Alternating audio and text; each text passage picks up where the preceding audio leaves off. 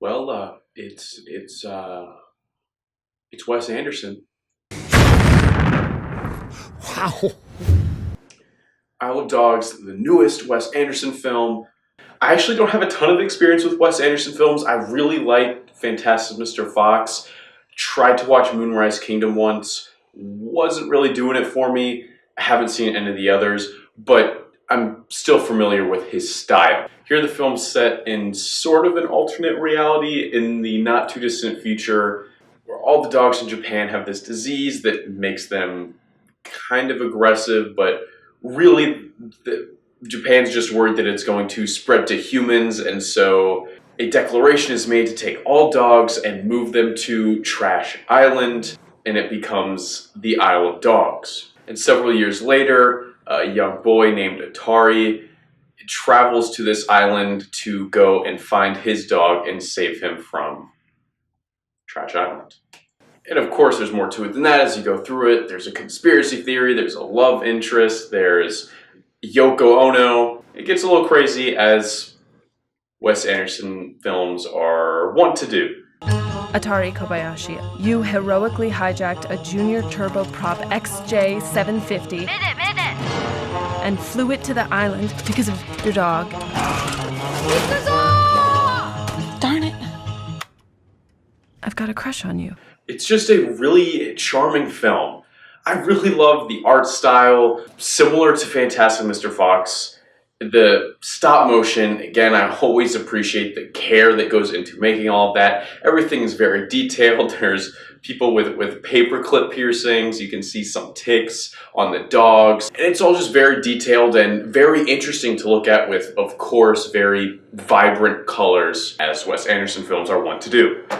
The film does a great job establishing a character for the 5 main dogs that we follow throughout the film, and even Atari has a great personality, and you can kind of relate to him as well, even though he only speaks Japanese in the film, and I don't speak Japanese, and he only gets translated a few times. Each of the dogs that we follow looks unique to others. When there's a big crowd of dogs, it's always easy to spot the ones you're supposed to focus on. And each of them really does have their own defined characteristics as far as what they like to talk about and how they'll talk about it.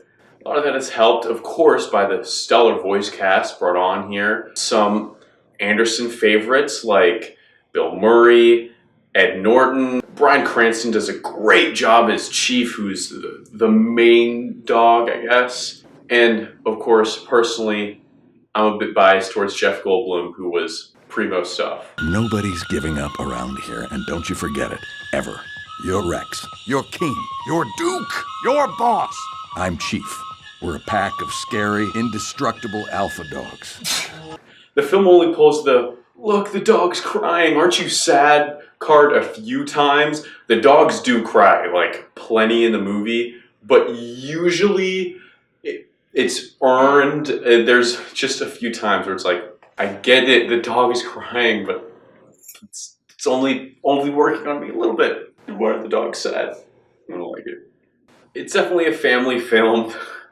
It kind of repeats the plot in certain points in the movie just to make sure everyone's on top of what's happening, especially those younger viewers. But it never does it too much in a way that is bothersome. And even if it does feel like that way, it's always visually intriguing, because really everything in this film is.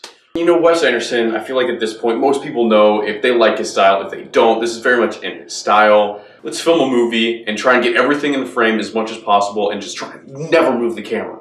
It doesn't really depart from his style, but at the same time, Wes Anderson kind of knows how to make really fun movies at this point. The humor is very much making on-the-nose remarks or stating the obvious to a fault. Sometimes there are some that are almost too on the nose, and I'm like, that was just dumb, it wasn't funny. But most of the time the humor did hit for me. It's just an incredibly well done family movie about the relationship between dogs and humans, which dogs are awesome. I love dogs.